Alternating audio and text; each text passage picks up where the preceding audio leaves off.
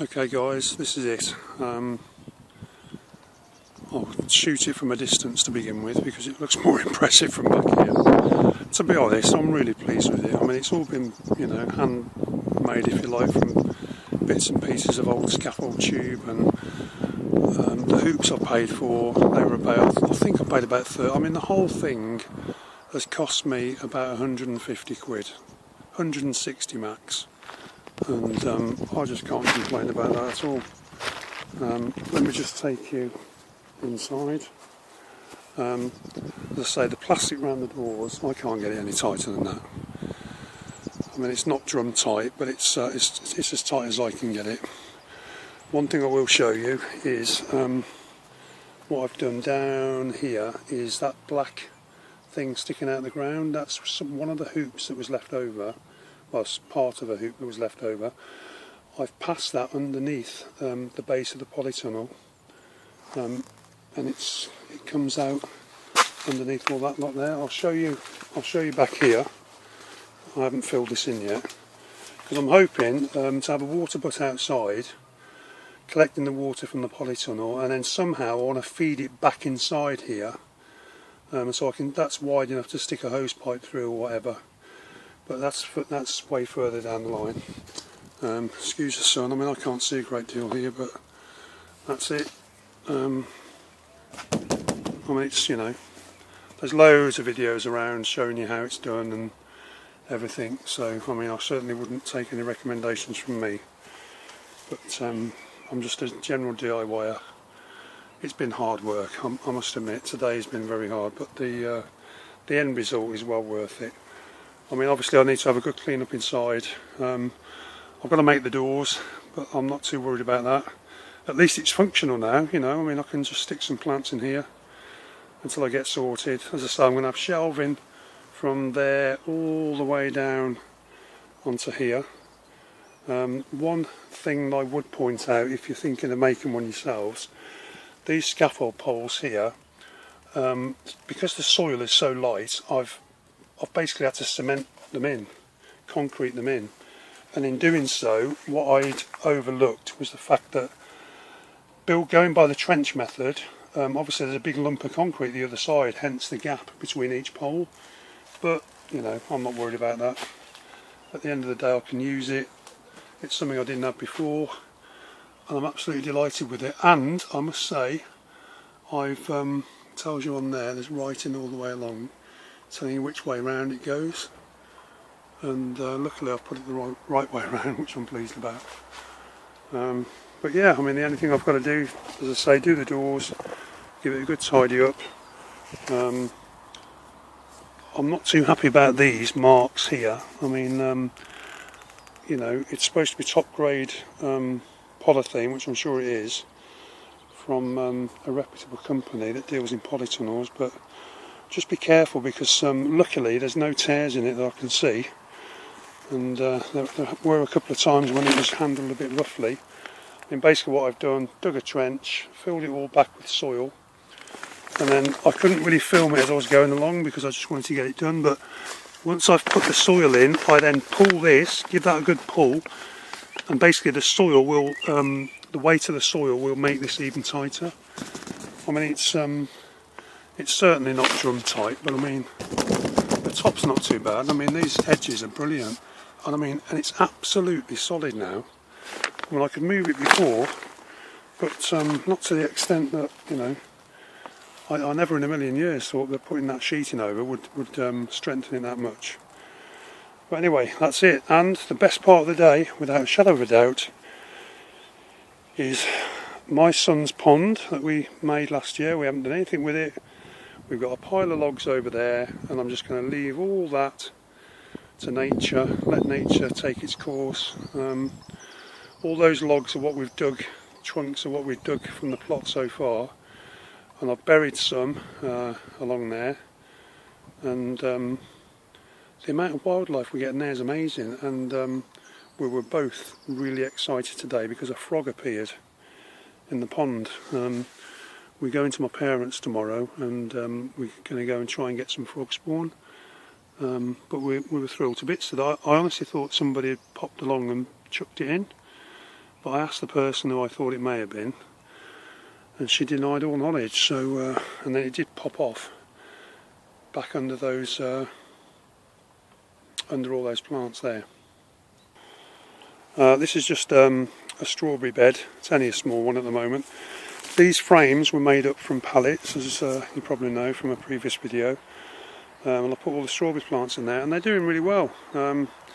What I've also done, I had to felt the shed roof the other day, so the offcuts of felt I've got, I've just cut them to go around these plants here, and then I'll put some wood chip on there or something, or some straw. So that's helped that a little. What else have we got?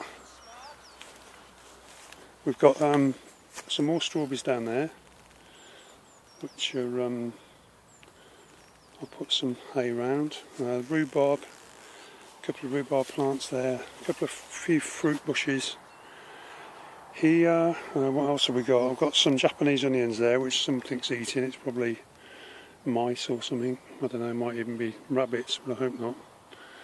Not too worried about that. Here is an asparagus bed. I grew a load of asparagus from seed last year. I know it's going to take years and years and years, but like a fool, I've allowed it to become a bit overgrown. So hopefully some asparagus may start appearing, so I can distinguish what's asparagus and what isn't, and then the rest can go. But that's the asparagus bed. This bed here, there's nothing in there at the moment. I've got a load of beetroot plants that can go somewhere, parsnips, carrots. This lot, what's this? This is all the cabbages in here. I've just put these bottles around them for now because it's still a bit chilly at night, and to be honest, they seem to be doing all right. Obviously used a different bed this year than what I used last year. What else have we got? This bed, that's all ready now for something. What have we got here? These are onions and shallots that are doing well. They've been in since autumn actually. I only wish now I'd have planted more, but never mind. There's always next year, isn't there? What have we got here? These are more cabbages that I've desperately got to get out soon. Those are leeks in there. No, they're not. They're shallots. Sorry, they're shallots. These windows, there's a local company, and they've got loads of them. And I'm just, every time I pass there, I'll just pick them up because you know, they're only going to go to landfill or whatever. They used to recycle them apparently, but they don't now. There's another nice little one there. This one I got from the tip. I'll put some carrots in here, but there's absolutely no sign of them at all. But that is a mixture of sand and soil, and I don't quite know. I can see a few green shoots, but I don't hold out much hope for those really. Globe artichokes in these little pots, they're doing really well. Can't complain about those at all. Some obviously doing better than others. They go all the way along here, they're spaced a metre apart, as that one is. Now, I brought my little doggy up here today, and I had 3 new rhubarb plants in here that I grew from seed. I have got more at home, and she decided to dig them all up.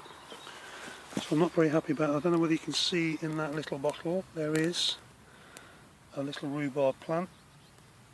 So the plan is to have rhubarb all the way along there. Right, in here are potatoes, which look, they're all growing really well, and all I'm going to do is a bit of an experiment. As they grow, I'm just going to keep piling the hay on and see how we get on from there. Got more potatoes in there. That's just a comparison to see whether, although these were planted a couple of weeks later than those. And that's about it, folks. There's another view of the Polytunnel there, which I'm absolutely delighted with now. It actually looks as if somebody's built it, who knows what they're doing. And that's certainly not me, because I've never built one before. But anyway, thanks for everyone who's put videos up regarding Polytunnels, Rick Van Man, Andy, who gave me some advice the other day, everybody, because without you guys, you know, I wouldn't know where to start really. I think I might have mentioned this. This is an apple tree which I brought from home, and I honestly thought it was dead. But we've got new shoots, look. So I'm really happy about that. I don't know whether we'll get the shoots all over. I don't quite know much about apple trees, but this side looks a bit dead. But I'm just going to leave it and see what happens. Anyway guys, that's about it. Have a great rest of the weekend. I'm not down here now, probably till Sunday. And even if it rains, I can still come here because I can work inside my tunnel. Right, just a quick scan round. It's a beautiful day now. Everyone's gone home by the looks of it. Just a bit annoying because everyone seems to have lit fires today and stink of smoke, but there you go. Okay guys, thanks very much, and I'll speak to you soon. Bye bye.